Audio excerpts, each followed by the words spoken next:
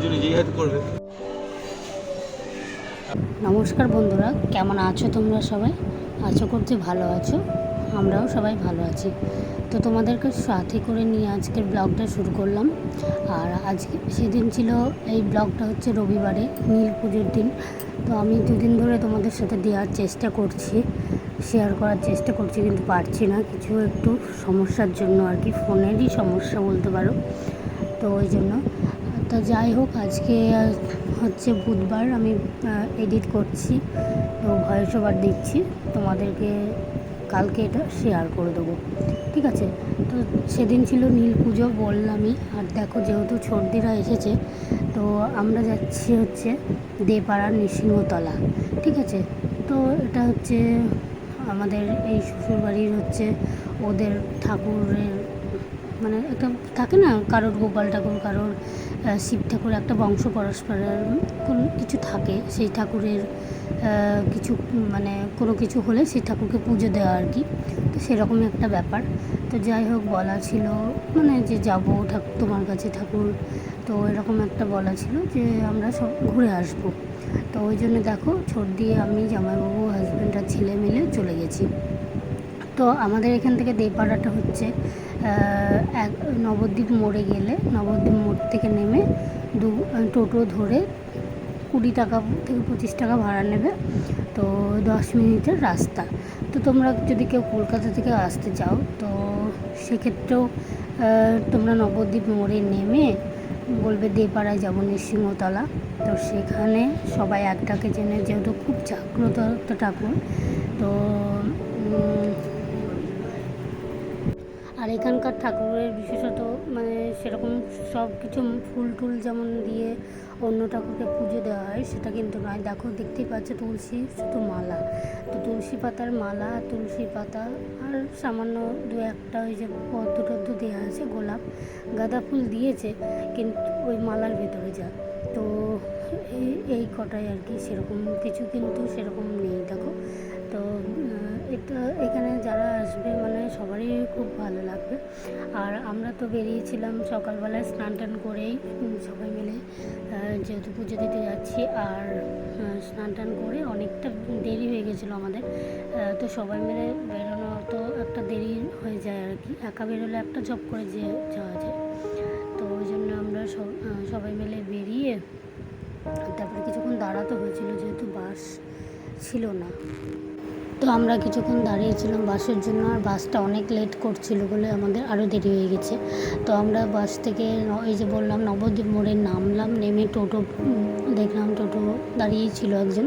তো সেই টোটোওয়ালাকে বলা হলো যে আপনি কি যাবেন? বললো হ্যাঁ। তো ওই 20 টাকা মতো ভাড়া নিল আমাদের, 20-25 টাকা এরকম নিল।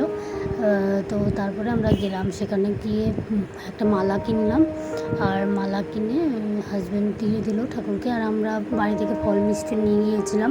তো সেখানে দিয়ে তারপরে আমরা পুজো করে, মানে পুজো দিয়ে আর কি বাড়ি মানে একটু ছেলে, হাজব্যান্ড আর জামাইবাবু খেয়ে নিয়েছে, আমাদের যেহেতু উপোস ছিল। তো চলো একটু ভিডিওটা দেখতে থাকো। আজকের ভয়েস ওভারটা পুরোটাই আমি দিইনি, অন্য কেউ দিয়েছে। তো চলো, পরে আবার আমি বলছি।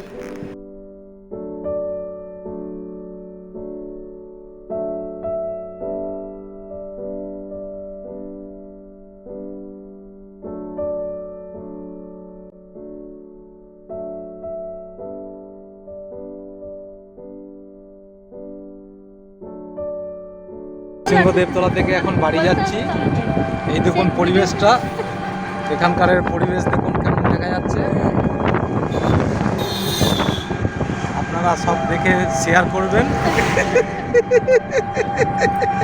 যত যত যত পারেন তত শেয়ার করবেন। আমাদের এই ছোট্ট চ্যানেলটি, এই ছোট্ট চ্যানেল আমাদের একটি পূজা চ্যানেল। এই হচ্ছে পুচকুনাথ, শঙ্কুদেব, এই হচ্ছে তনুশ্রী চ্যানেল। এই দেখুন কত সুন্দর পরিবেশ, মাঠ। এই যে পিছন থেকে দেখুন গাড়ি চলে আসছে। পুচকুদেবের খুব ড্রাইভার হওয়ার শিক্ষা, ড্রাইভার হওয়ার ইচ্ছা। এই দেখুন ভুট্টা জমি, ভুট্টা গাছ দেখে হচ্ছে। একবার আমার জন্মদিন পুরো অপরিচিত করেছিল, আমার চকলেট দিচ্ছে, আমি পুরোটাকে দেখি পুরোটা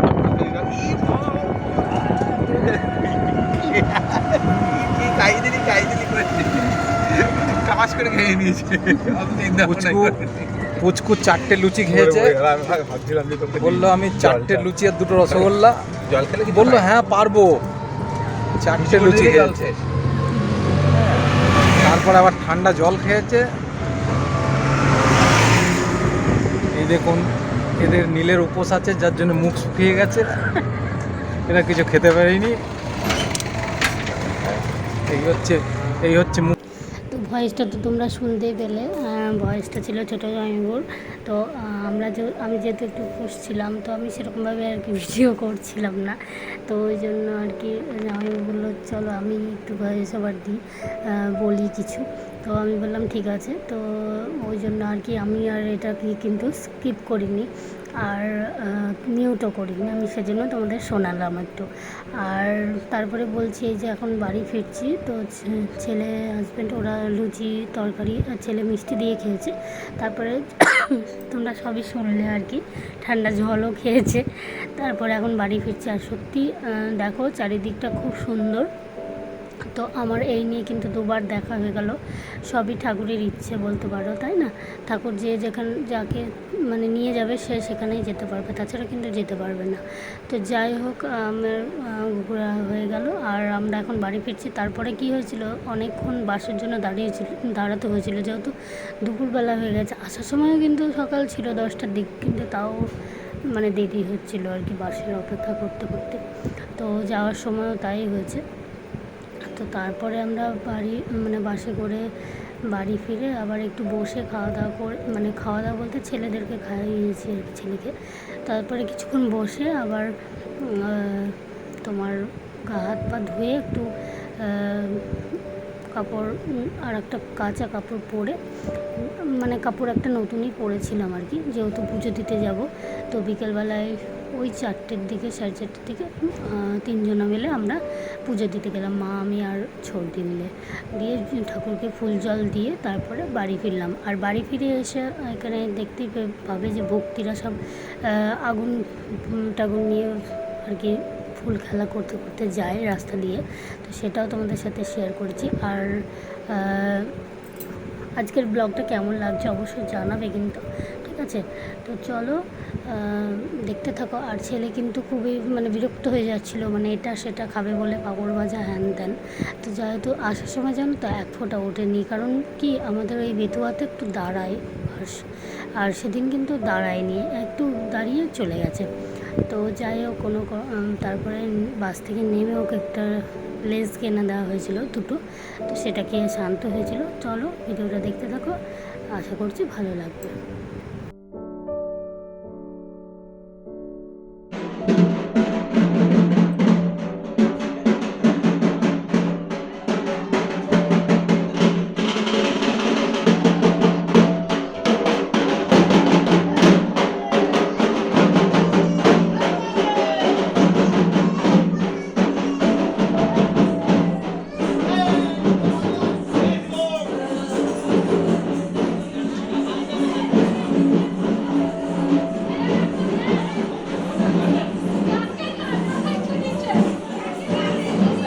তো ওই মন্দিরে কিন্তু তোমরা চাইলে দুধ, চিনি এসব চাল এগুলো নিয়ে যেতেই পারো, কারণ ওখানে ভোগ প্রসাদ হয়। তো সেখানে তোমরা যদি নিয়ে যাও তাহলে কিন্তু সেগুলো তোমরা প্রসাদ হিসেবে পাবে। তো আমরা নিয়ে যাইনি, আমরা যেহেতু গিয়ে পুজোটা দিয়ে চলে এসেছি। তো সেরকম যদি কারোর প্ল্যান থাকে যে আমরা সারাদিনের নামে যাব, ওখানেই ভোগ খাবো, তো সেটাও কিন্তু ব্যবস্থা থাকে। তো তোমরা যদি কেউ ইচ্ছা করো বা যেতে চাও তো অবশ্যই যেতে পারো, ওইভাবে সমস্ত রকম জোগাড়জান্তি করে। তো চলো আজকের মতো টাটা।